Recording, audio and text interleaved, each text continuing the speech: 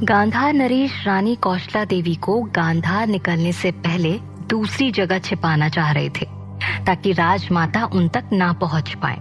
गांधार नरेश ने पाटलिपुत्र महल के चारों तरफ कड़ी सुरक्षा बढ़ा दी थी। इसके साथ ही उसने सभी राजाओं को सतर्क कर दिया था। इसी दौरान सम्राट बिंबिसार तेजी से पाटलिपुत्र की तरफ बढ़ रहे थे। वो उस रास्ते से होते हुए पाटलिपुत्र जा रहे थे जिधर से किसी भी मनुष्य का जाना असंभव था। उन्होंने जंगल का रास्ता तो पार कर लिया था, लेकिन गहरी खाई का रास्ता पार करना मुश्किल हो रहा था। वो एक खड़ी पहाड़ी थी जिससे एक पतला रास्ता गुजरता था, जहां से सिर्फ 2 आदमी एक साथ आ जा सकते थे। यदि इस बीच सामने से किसी इंसान को गुजरना हो तो उसे वापस खाई के अंतिम छोर पर जाना होगा, और जब एक व्यक्ति वहां से निकल जाए तब फिर दूसरा व्यक्ति उस रास्ते से जा सकता था। वहां सबसे आगे सम्राट चल रहे थे, उनके पीछे आदिवासी प्रमुख, और फिर एक एक करके सभी आदिवासी उस खाई को पार करने की कोशिश कर रहे थे। और सबसे पीछे विशाखा थी। एक तरफ सम्राट गहरी खाई को पार कर पाटलिपुत्र जा रहे थे, तो वहीं दूसरी तरफ राजमाता की सेना भी पाटलिपुत्र की सीमा की तरफ बढ़ने लगी थी। लेकिन वो जिस रास्ते से होकर जा रहे थे वहां से पाटलिपुत्र 8 योजन की दूरी पर था। रथ और घोड़े दौड़ाने के बावजूद भी उन्हें वहां पहुंचने में वक्त लगने वाला था। सभी धीरे धीरे करके पाटलिपुत्र के करीब पहुंच रहे थे, लेकिन दूसरी तरफ आम्रपाली अपनी झोपड़ी में थी। उसकी आंखों से आंसू लगातार बहे जा रहे थे। राजकुमारी ने जब उसे देखा तो उससे कहा, आम्रपाली, जब सम्राट के जाने से तुम्हें इतनी तकलीफ होती है तो तुम उन्हें जाने ही क्यों देती हो, और तुमने अभी उन्हें जाने ही क्यों दिया? आम्रपाली ने राजकुमारी की तरफ देखा और कहा, राजकुमारी मुकुंदा, हम खुद नहीं समझ पा रहे कि हमें क्या हो रहा है। क्यों सम्राट के जाने से हमें इतनी तकलीफ हो रही है? इन सब का परिणाम क्या होगा ये सोच कर ही हमारा हृदय बैठा जा रहा है, और क्यों हमें नहीं पता। राजकुमारी ने आम्रपाली की आंखों से आंसू पोंछे और कहा, इन सब की वजह प्रेम है आम्रपाली। तब आम्रपाली ने दुविधा में आकर पूछा, नहीं राजकुमारी, ये प्रेम कैसे हो सकता है? यदि ये प्रेम होता तो हमें क्यों नहीं पता? ये सुनकर राजकुमारी के चेहरे पर मुस्कान आ गई। उन्होंने आम्रपाली के मासूम से सवाल का जवाब बड़ी ही समझदारी से देते हुए कहा, क्योंकि तुम्हारा मन इसे स्वीकार नहीं करता, लेकिन तुम्हारे हृदय ने इसे स्वीकार कर लिया है। तभी तो सम्राट के जाने मात्र से तुम्हारी आंखों में आंसू भर आए हैं। खैर, अभी तुम्हें समझ नहीं आ रहा, लेकिन एक दिन तुम स्वयं ये स्वीकार करोगी आम्रपाली कि तुम सम्राट से प्रेम करती हो। और यकीन ना हो तो तुम अपने हृदय से पूछो, यदि उसने सम्राट के लिए इनकार कर दिया तो इसका मतलब साफ है कि तुम्हें उनसे प्रेम नहीं है, तुम उनसे प्रेम नहीं करती। राजकुमारी की बात मानकर आम्रपाली ने अपने मन को शांत किया और आंसू पोंछते हुए अपने हृदय से पूछने की कोशिश की, क्या वाकई से सम्राट से प्रेम है? सम्राट के बारे में सोचते ही आम्रपाली के हृदय की धड़कनें बढ़ गईं। उनका हर रूप आम्रपाली की आंखों के सामने दिखने लगा। कभी मुस्कुराता हुआ चेहरा, तो कभी नाराजगी भरा, तो कभी आम्रपाली के मजाक से उनका शर्मिंदगी भरा चेहरा, तो कभी आम्रपाली की तरफ प्रेम से निहारता हुआ उनका चेहरा। ये सब सोचकर आम्रपाली के चेहरे पर अपने आप ही खुशी की लहर दौड़ पड़ी। उसका मायूस चेहरा खिल सा उठा था, लेकिन जैसे ही आम्रपाली को एहसास हुआ कि वो सम्राट को याद करके मुस्कुरा रही है, तो वो खुद को इन सब से बाहर निकालने की कोशिश करने लगी और परेशान होते हुए कहती है, नहीं, ऐसा नहीं हो सकता। हम भला सम्राट से प्रेम कैसे कर सकते हैं? हम तो हर्षदेव से प्रेम करते थे, फिर भला सम्राट से कैसे? तो राजकुमारी ने उसे समझाते हुए कहा, आम्रपाली, प्रेम किसी व्यक्ति का मोहताज नहीं होता। प्रेम एक भावना है, और ये भावना इंसान के स्वरूप से नहीं, स्वभाव से जुड़ती है। प्रेम भी स्वभाव से होता है, ना कि व्यक्ति से। हम जानते हैं कि तुम्हारा और हर्षदेव के बीच का संबंध अत्यंत पवित्र और गहरा था, लेकिन जो भावना तुम्हारी हर्षदेव के प्रति थी वो उसके स्वरूप से नहीं, स्वभाव के लिए थी, और वही स्वभाव तुम्हें सम्राट में दिख रहा है, इससे तुम्हें उनसे प्रेम हो गया है। राजकुमारी ने आम्रपाली को प्रेम का मतलब समझाने की कोशिश की थी, लेकिन आम्रपाली के अंदर उथल पुथल मची हुई थी। वो चुपचाप उठकर वहां से झोपड़ी के बाहर आ गई। रात्रि का दूसरा पहर शुरू हो चुका था और सम्राट मुश्किलों का सामना करते हुए पाटलिपुत्र की सीमा पर जा पहुंचे थे। वो पहाड़ी की अंतिम चोटी पर खड़े थे जहां से पूरा पाटलिपुत्र नजर आ रहा था। विशाखा सम्राट के बगल में खड़ी थी। सम्राट ने उससे कहा, विशाखा, पाटलिपुत्र के महल में हमें अंदर कैसे जाना है हम भली भांति जानते हैं, लेकिन तुम्हें हमारा रास्ता साफ करना होगा। जैसे ही हम महल के अंदर प्रवेश कर जाएं, तुम्हें बाकी सबके साथ मिलकर अपनी योजना आगे बढ़ानी होगी।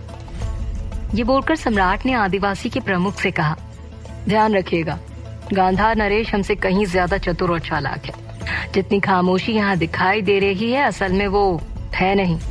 इससे जैसा जैसा हमने कहा है उस पर अमल कीजिए और घबराने की जरूरत बिल्कुल नहीं है। इसके बाद सम्राट वहां से आगे बढ़ गए। सम्राट विशाखा के साथ पाटलिपुत्र महल के पिछले भाग पर थे। वो दोनों अभी महल की सीमा से बाहर थे।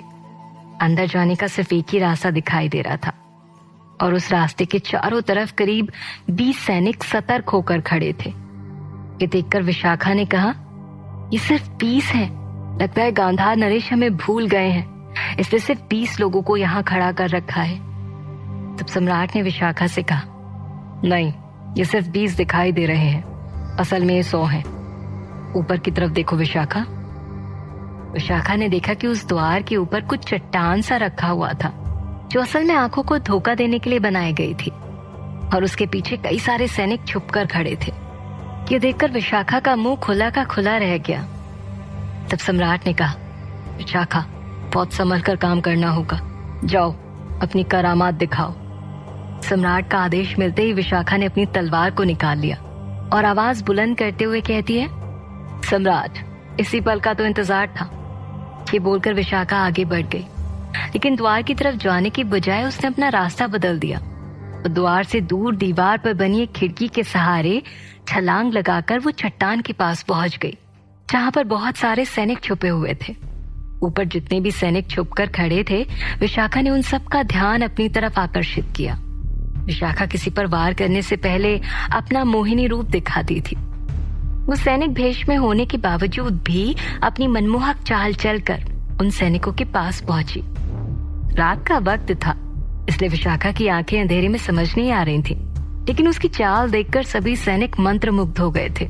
उनमें से एक ने कहा, लगता है गांधार नरेश ने स्त्रियों की सेना भी बुलवा ली है। तो दूसरे ने मोहित होते हुए कहा, चलो अच्छा है, यहाँ पर रहेगी तो काम करने में मन लगेगा। कैसी बात कर रहे हो बंधु, काम में मन लगेगा या फिर पूरा ध्यान इसी की तरफ रहेगा? अरे भाई, जो भी हो, कम से कम ये उदासीन पल इसे देखकर रंगीन बन गया। तभी चलते चलते विशाखा लड़खड़ा कर एक जगह पर बैठ गई। उसे देखकर आधे सैनिक उसके पास आने लगे। ये देखकर विशाखा के चेहरे पर योजना कामयाब होने की मुस्कान आने लगी।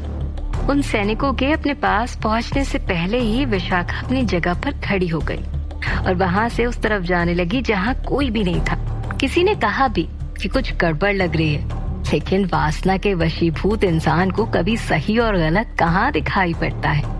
उन्होंने उसकी बात को नहीं सुना और विशाखा के पीछे जाने लगे, ये सोचकर कि देखते हैं कि वो कहाँ जा रही है। देखते ही देखते विशाखा महल के अंधेरे में कहीं गुम सी हो गई। वो सैनिक भी उसे ढूंढते हुए वहां पहुंचे। विशाखा ने आधे से ज्यादा सैनिकों को गुमराह कर दिया था। अब द्वार के पास करीब 30 से 40 सैनिक ही बचे थे। ये देखकर सम्राट ने कहा, शानदार विशाखा, अब हमारी बारी है। इसके बाद सम्राट ने उन सैनिकों को गुमराह किया। अलग अलग जगह पर जाकर उन्होंने हलचल की ताकि वो सैनिक द्वार से थोड़ा दूर हट जाए और मौका पाकर सम्राट दीवार चढ़कर महल के अंदर प्रवेश कर जाए। जब तक वहां खड़े सैनिक कुछ समझ पाते, सम्राट महल के अंदर पहुंच चुके थे। सम्राट ने देखा कि चारों तरफ सैनिक हर कदम पर तैनात खड़े थे।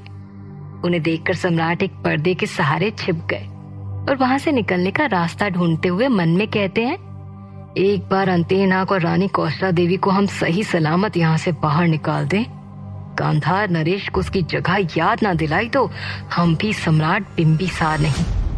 इसके बाद सम्राट ने एक गहरी सांस ली और फिर पर्दे से बाहर झांक कर देखने लगे। उन्होंने देखा कि एक एक कर सैनिक वहां से गायब हो रहे हैं। वो समझ गए थे कि ये सब विशाखा की करामात है। वो धीरे धीरे सारे सैनिकों को अपना नाखून मारकर विष दे रही थी और जैसे ही वो बेहोश हो रहे थे, बिना अगले सैनिक को पता चले उन्हें घसीट कर वहां से ले जा रही थी। जैसे ही सम्राट का रास्ता साफ हुआ, विशाखा ने उन्हें इशारा कर दिया। सम्राट तेजी से एक छोर से दूसरे छोर पर जा पहुंचे। वहां जाकर उन्होंने विशाखा से कहा, विशाखा, इसके आगे हम चले जाएंगे, लेकिन अब तुम्हें बाकी लोगों के पास पहुंचना होगा। विशाखा हाँ में गर्दन हिलाकर वहां से निकल गई और सम्राट भी आगे बढ़ गए। विशाखा वापस महल के पिछले द्वार के पास पहुंची ही थी कि अचानक रास्ते की सभी मशालें एक एक करके बुझने लगी। ये देखकर विशाखा रुकी और धीरे धीरे चौकन्नी होकर आगे बढ़ने लगी। उसे ये सब कुछ ठीक नहीं लग रहा था, इसलिए उसने अपना रास्ता बदल लेना उचित समझा। वो तुरंत वहां से वापस वहीं पर जाने लगी जहां पर सम्राट थे। उसने कहा, हमें यहाँ कुछ ठीक नहीं लग रहा है, हमें सम्राट के साथ ही रहना चाहिए। वो जब तक वहां पहुंची, सम्राट वहां से निकल चुके थे। वहां 3 रास्ते थे। सम्राट किस तरफ गए होंगे, विशाखा ये सोचने की कोशिश कर रही थी। तभी उसके पीछे से आवाज आई, तुमसे दोबारा मिलकर खुशी हुई विशाखा। ये सुनकर विशाखा की आंखें फैल गईं, मानो उसने पहचान लिया हो कि वहां कौन है। उसने पलटकर देखा तो सामने गांधार नरेश अकेले खड़े थे। उन्हें देखकर विशाखा की आंखों में क्रोध तैरने लगा। उसने कहा, लगता है पिछली बार का स्वाद आप भूल चुके हैं, इसलिए दोबारा सामने आकर खड़े हो गए हैं। गांधार नरेश उसकी बातों पर मुस्कुरा रहे थे और कहते हैं, इस बार हम स्वाद चखने नहीं चखाने आए हैं, बेवकूफ औरत।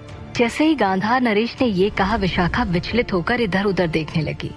वो कोई प्रतिक्रिया दिखा पाती, तब तक लोहे की एक भारी भरकम जंजीर उसके ऊपर आकर गिरी।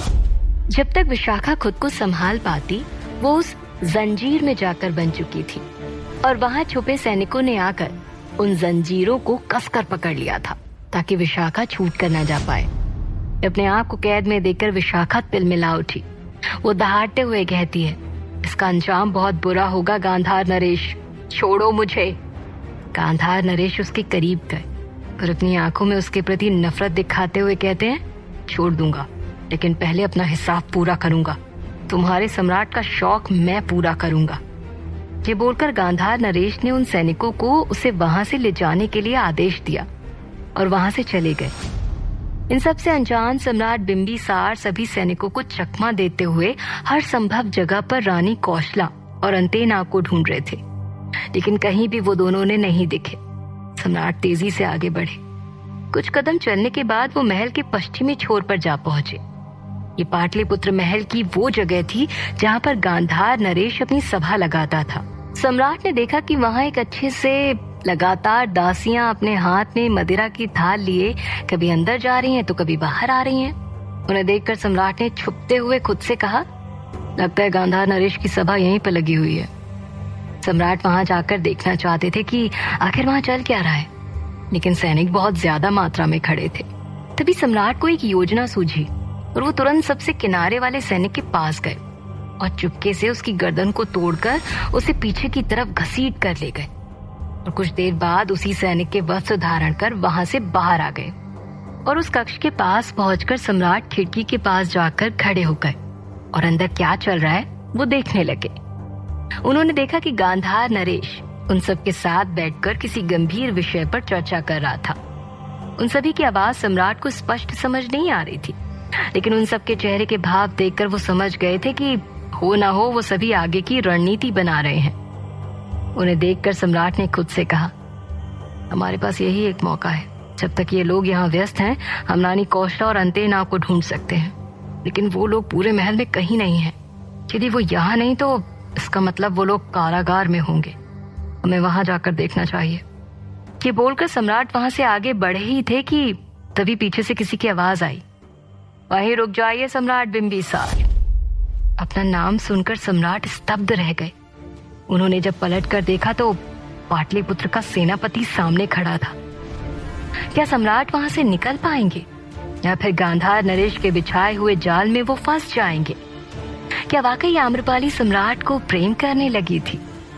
जानने के लिए सुनते रहिए